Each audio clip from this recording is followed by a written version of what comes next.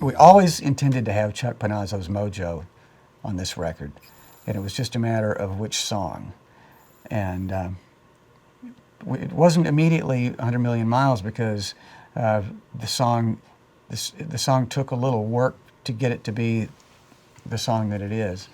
And once we got that song in place, it was like, well, how about Chuck on this song? And it's like, of course, it's got that driving Chuck, those quarter notes and the eighth notes like on "Fooling Yourself." We almost had his Rickenbacker bass ready for that, but it was so messed up. It was still in the shop. We've since brought it out on tour, and he's playing that on stage again. But Chuck came in. He did his homework, and he was nervous because he didn't know Will. And I said, "You're going to love working with Will."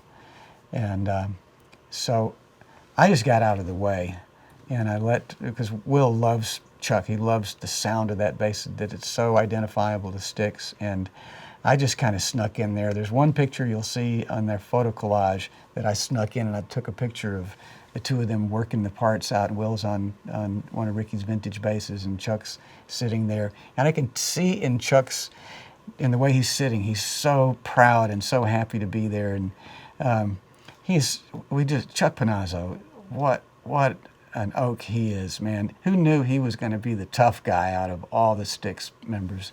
But he loves this music so much, and he really did us proud on that. Will, you can talk about it because you produced him on it. Well, the only thing I have to add to everything you just said is the one thing that blew me away is that when he sat down and he started playing those Chuck Panazzo quarters like a freight train, as soon as he started playing, and then you hear JY and Tommy's tracks and everybody's tracks, it instantly became Styx. It was like, this is like Fooling Yourself, like immediately. It's the weirdest thing how one person and their technique and their style and their delivery can validate everything. Like, I was like, wow, that's the Styx sound. And I'm listening to it, and that was a big moment for me. And I looked at him, I said, man, this is really great.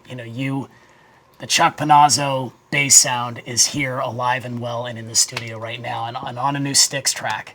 And he lit up and he was happy, and we had the best time working on that track. It's very compositional. Everything he does is for the benefit of the song. So he stays out of the way when it's time to stay out of the way, and he digs in when it's time to dig in. Light it up, let's get this show on the road.